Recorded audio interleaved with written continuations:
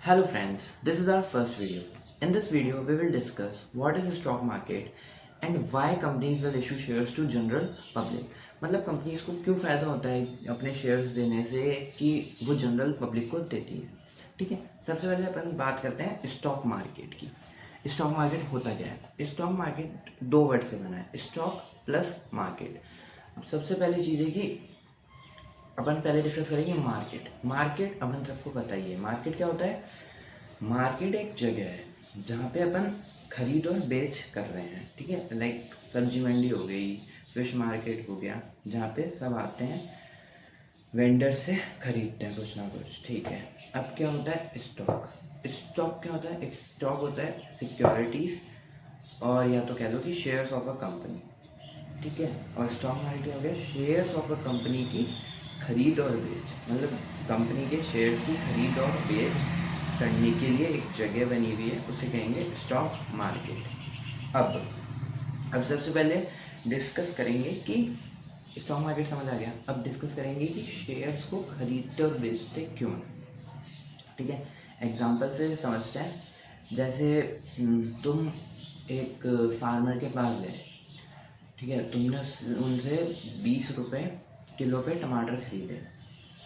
ठीक है, एक फार्मर से डायरेक्टली, और तुम ऐसे कोई दूसरी सिटी में जाके 30 रुपये किलो पे बेच रहे हो।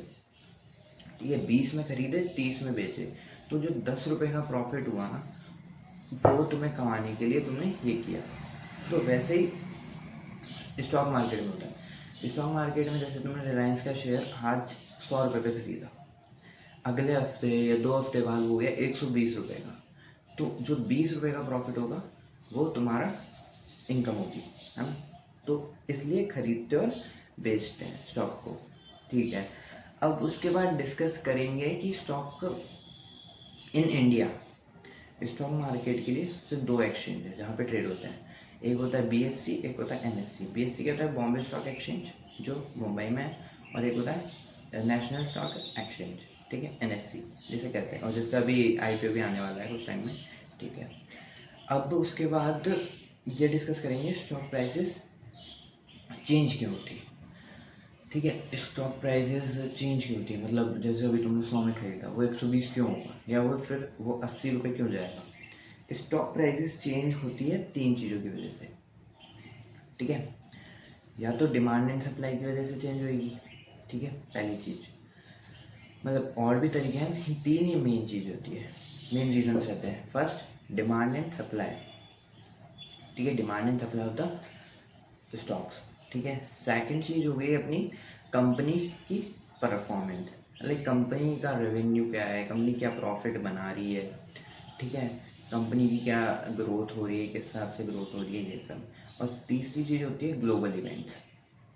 जैसे कि अभी ट्रम्प का चल रहा है टैरिफ वैरिफ, उससे कहीं ना कहीं मार्केट पे इम्पैक्ट पड़ता है, तो शेयर्स कभी डाउन होते रहते हैं, अप होते रहते हैं। ठीक है, वो चीज़ें रहती हैं। जैसे अभी ये अटैक हुआ ऑपरेशन सिंदूर, उससे भी मार्केट पे बहुत कुछ फ़र्क पड़ा। तो ये ग्लोबल इवेंट्स की वजह से फ़र्क आता रहता है। ठीक है, अब उसके बाद ये तीन रीजंस अपन ने डिस्कस कर लिए। अब अपन ये डिस्कस करेंगे कि कंपनी शेयर्स को इशू क्यों करती है जनरल पब्लिक को। ठीक है, कंपनी को क्या फ़ायदा है शेयर्स। सबसे पहले टू रेस कैपिटल। पहली चीज़ क्या होगी? To raise capital. To raise capital का मतलब हो गया कि जैसे कि अपन को कंपनी शेयर्स दे रही है अपने पैसे के बदले। वो पैसे का कंपनी अपने कुछ भी जैसे मशीनरी एसेट्स खरीदने में लगा दिया। ठीक है, मार्केटिंग में लगा दिया पैसा, मतलब कुछ भी ग्रो करने के हिसाब से लगा रही है कंपनी खुद के, और उसको इन फ्यूचर कुछ ना कुछ फ़ायदा होगा जो कि अपना रिटर्न होगा, जिससे शेयर्स प्राइसेस पे इफेक्ट आएगा कुछ ना कुछ। ठीक है, तो ये हो गया to raise capital. Second reason होता है कि उनको क्या करना है, अपना लोन कोई चुकाने हैं। जैसे कोई कंपनीज रहती है जिनके पास हाई डेट ले रखा है, जैसे वोडाफोन है जिसका बहुत ज़्यादा डेट है अभी तक। तो वो जैसे गवर्नमेंट का सपोर्ट है अभी वोडाफोन के पास, जो गवर्नमेंट सपोर्ट कर रही है।